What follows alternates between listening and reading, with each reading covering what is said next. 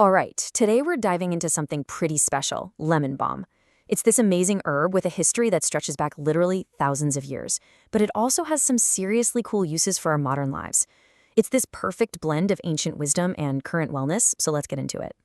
So, let me ask you this. What in the world could possibly connect ancient Greeks, buzzing honeybees, and a nice, calm state of mind? It sounds like a riddle, right?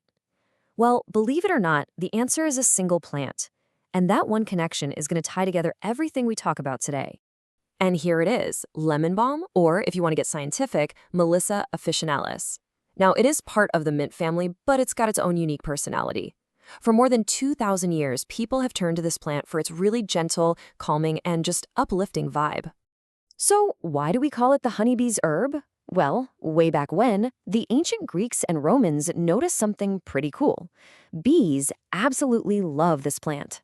They were so drawn to it that they named it Melissa, which is literally the Greek word for honeybee. They'd even plant it around their hives to make sure the bees always found their way back home. Okay, so what if you want to find some? How do you actually spot lemon balm out in the wild or in a garden? It can be a little tricky, because it has a very, very common look-alike. At first glance, you could swear a lemon balm is just regular old mint. They look like twins. But the real giveaway, the secret tell, isn't what you see with your eyes. It's what you smell. Mint has that sharp, almost peppery scent we all know. But lemon balm? Oh, it has this bright, sweet, unmistakable lemon smell. It's a total game changer. All right, here's your field guide checklist. First, look for a square stem. That's a classic sign you're in the mint family. Then, check out the leaves. They should be kind of heart-shaped, a little crinkly, and even a bit fuzzy. You might also spot some tiny white or pink flowers. But the final test, the moment of truth, is the scent. Crush a leaf between your fingers, and if you get hit with that amazing, sweet lemon fragrance, you found it. No doubt about it. So, it smells incredible, but what's the big deal? Why has this plant been so valued for centuries? Well, it all comes down to its incredible ability to bring a sense of calm to both our minds and our bodies. Lemon balm works as a mild sedative. See? It's got these compounds, like rosmarinic acid, that are thought to boost GABA in the brain. GABA is basically the neurotransmitter that tells your brain to chill out. That's why it's so good for soothing nervousness, quieting down those racing thoughts, and calming that fluttery, anxious heart feeling. And of course, it's a fantastic friend when it comes to sleep. Lemon balm can really help with insomnia. What's even cooler is that its effects get even stronger when you pair it with other calming herbs like chamomile or valerian root. They're like a dream team for a good night's rest. Now, this is where it gets really interesting.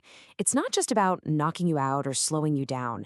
Some studies suggest lemon balm can actually improve your alertness and even your memory. It's got this incredible dual action power. It calms you down when you're agitated, but at the same time, it can help sharpen your focus. How cool is that? You know how stress can sometimes just go straight to your stomach? Well, if that's you, you're gonna want to hear this. Lemon balm is an antispasmodic. In simple terms, that means it helps tell the muscles in your stomach to just relax. This can be a huge relief for things like cramping, bloating, and gas, especially when they're all tied to stress. Okay, here's a benefit you probably didn't see coming. Lemon balm has these things called polyphenols, and they've been shown to help fight the herpes simplex virus. Yep, the one that causes cold sores. It's actually a super common ingredient in topical creams for that exact reason. So, knowing all the amazing things it can do is great, but how do people actually use this herb in their everyday lives?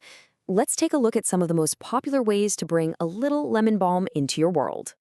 It really breaks down into 4 main areas. First up, the kitchen. Its zesty, lemony flavor is awesome in salads, with fish, or even in baked goods.